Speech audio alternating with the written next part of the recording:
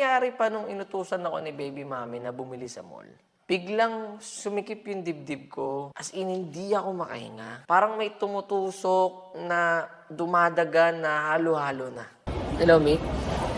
Wait lang umupo ako. Putang ina, hindi ako makahinga. Sobra. May tumutusok sa dibdib ko na ewan po ng ina. Nakaupo ko rito ngayon sa food court. Wala akong choice. Kailangan ko mag-video. Binibidyo ako ng sarili ko. Yung napopo ko dun sa gilid kanina. Hindi. Nagkamali ako ng exit. Nasa kabilang building ako napunta. Init sa labas. Tapos, ang matindi doon, wala pa akong tanghalian. Tulog ba si Jowa? Sige, kakain muna ako dito, Mick. Bibilisan ko lang. Pero if ever na hindi ko kayanin, siguro mapapadala ako sa clinic ko dito. Putang ina nito. Ngayon ko lang naramdaman ko. Tatawag ako sa inyo if ever na hindi ko kayanin na nasa clinic ako. Tapos pag tumindi ba, kailangan ko magsusugod sa akin sa ospital. Iba yung pakiramdam ko. Tatawag ako pag di ko talaga kaya. Kasi ayokong i-risk ng drive pa uwi. Puta ba pag nagmamaneho ako, doon ako abutan. Huwag mo muna i-open kay Tony to, ha?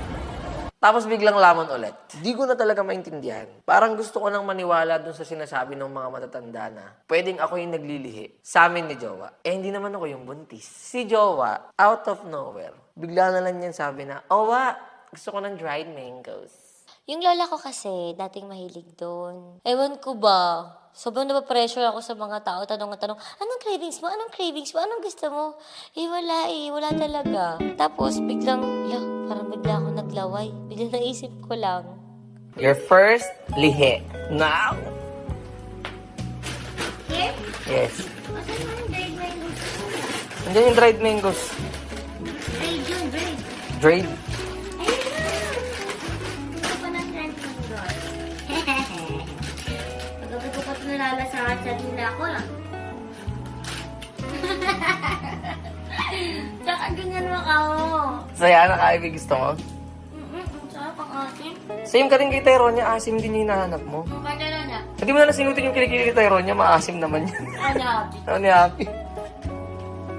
Naabutan ko si Jowa. Na salap doon sa kinakain niya habang nakapikit. Sobrang cute na cute ako kasi first craving niya to.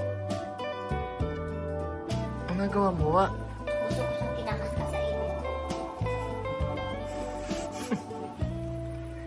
Grabe ang paglilihi. O sabi ko tama na, baka sige na ako. Hindi matigil ang bibig ko. Kuha ko ng uwan na kalahati ko na kaagad. Baka naman maging kasing hugis ni Papi yung mukha ni Tyronia. Hindi ko, hawa din ang baba. Maging mangga.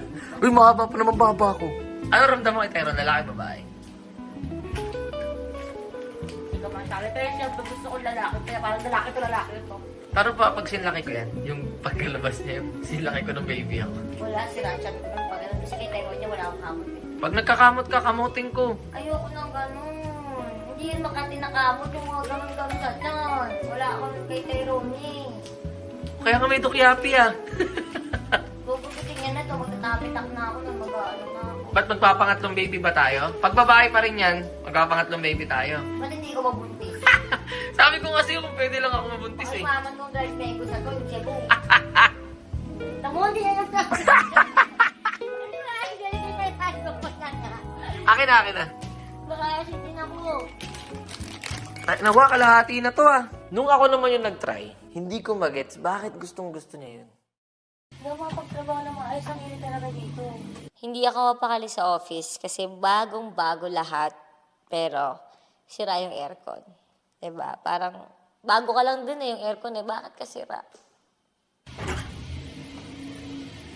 Wala talaga. Sabi niya, Harvey, may aantayin pa daw. Tapos nagsabi, update pa daw Tapos sabi ko, tawagan mo kayo, update kita ulit sir kung kailan kung kailan ako makaka-order. Kung matatagalan pa daw, kasi kapag ito, hindi na ibili yun, pwede naman yung antayin, pero bibilin. Gets mo? Ngayon, pag binili yun ang mangyayari naman dyan, antayin. Pag inantay, okay lang naman. Pero pag bumili ng bago, chip in ulit, sisirain ulit yung aircon, mahirap, bagong tubo na naman.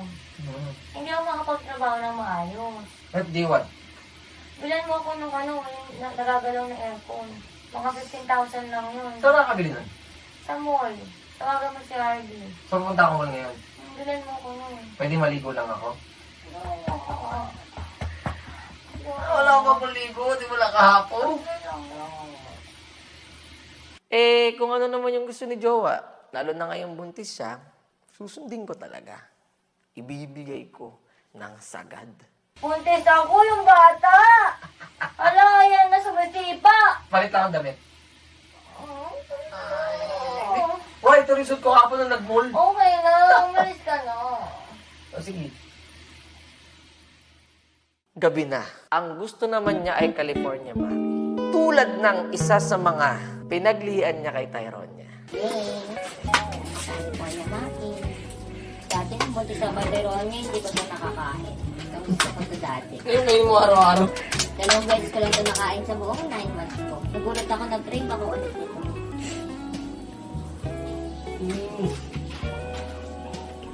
Ang sarap!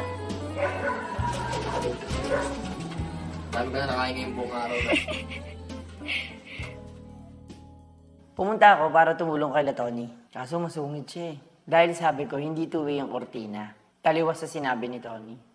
Abi, wag mo akong ganun. Pag sinabi kong dumaan ako dito, naranasan ko dumaan, 2-way talaga yan. Huwag kang paulit-ulit. Naiirita kasi ako ngayon, hindi ko alam kung bakit. Siguro dahil di ako makakailos. Hindi ako makagala para akong bagong opera. Bawal akong maglakad, bawal akong paikot-ikot. Hindi ko magawa yung mga bagay-bagay. Pag sinabi ko sa'yo ilang beses ko na nakakadaan ako dyan, huwag mong ulit-ulitin na, hindi nga yung nagaganyan nga yan. O, tapos si Papi pa nag-aasikaso. Tanga may alam niyan eh. Sorry po.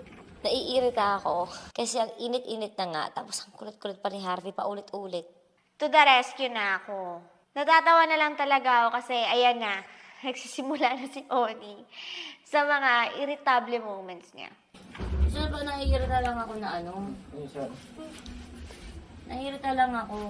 Kaya lang rin alam ko yan kasi nag-canvas ako ng DIY niyan. Kaya Kaya nga, at saka sinabi talaga sa akin yan, alam mo ano, lahat do talaga yun ay 2-way. Saka nung lahat ng punto namin dito, nagaganon ko. Sinabi ko na paulit ulit, hindi nga nagaganon. Hindi nga! Kasi nakita kasi nila to nakaganon ng nakaganon. Pero dati talaga dito ako dumadaan, so nahahawi siya ng O pagganon. baka puwersa ba yung puwersa? Hindi sa pesa. Paano, magaganon na siya? okay na. Ayun lang. Paano? Tuwi na ulit yan. O, diba? O, natutuwi, Harvey, panis. O, diba? Tama ako. Ano, diba? Nagagawa. Patingin. May ano kasi siya. Ma'am, ako lang po yung i-ano niya, irregular hinalangwa ko. Nakangiti na lang ako sa gilid kasi ngayon ko na lang nakita si Oni ng ganyan. Halatang buntis siya, tapos konting kibot talaga. Nababad trip siya. Nagsisimula ng mahirapan si Jowa. Eto na, nagsusuka na lang siya ng biglaan.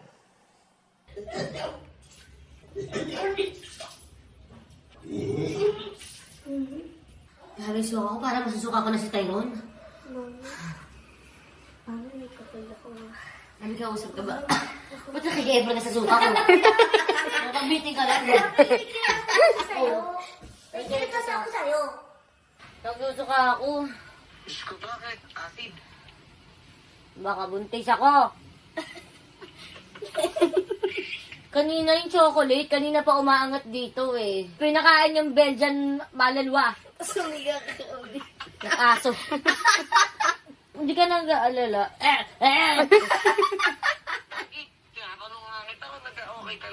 Umuwi ka na. Feeling ko hinang-hina ako. Tapos, ang dami ko pang pimples. Feeling ko ang pangit ko. Kaya nagpa-hair extensions ako kay Mama Sarah.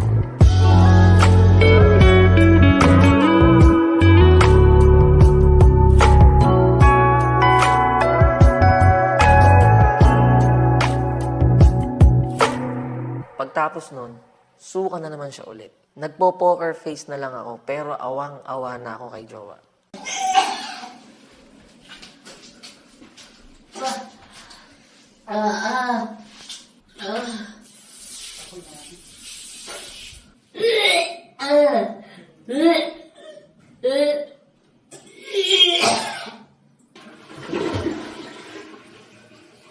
Baka buntis ka.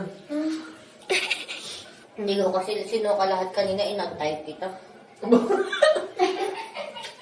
Type nila. Arte mo naman. Kinakausap ako ni Jowa na madaming beses daw na gusto niya na akong taasan ng boses. Kaso sabi niya, mas alam daw niya na mas aangasan ko daw. kaya hindi na lang niya ako pinagsasabihan. Kaya sabi ko, promise daddy, promise, today, promise. Magpapahinga lang po, daddy. Promise yan. Yun, buti naman may ganun si Jowa. Habang tulog si Jowa, bigla siyang umupo, Tapos sinabi niya sa akin, gusto raw niya ng leche flan. Eh di ako naman, bili. Habang binibili ko yung leche flan, natulog siya ulit. Dumating na yung leche flan, gumising siya. Kinain niya yung isang buo. Siguro, nabigla yung tiyan niya. Sinuka niya ulit. Akala ko okay na ako. Ganda ko na eh, nakaayos na ako eh. Grabe, ang init ng pagtanggap sa amin ng mga taga Batangas. Salamat po.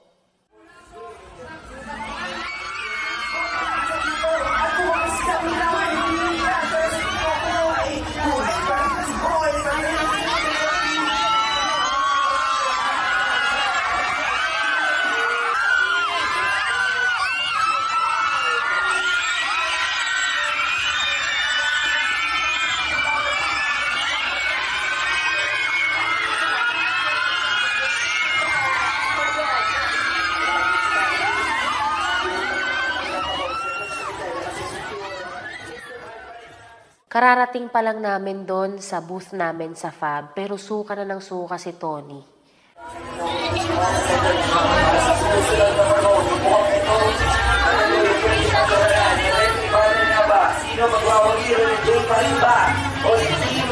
Akala ko nga uuwi na kami. Pero sabi niya sa akin, pipilitin daw niya. Kasi sayang daw yung makeup at kulot niya. Tsaka marami kasing mga tao doon na nag-aabang sa kanya para makapagpa-picture, makapag-usap sa kanya or something.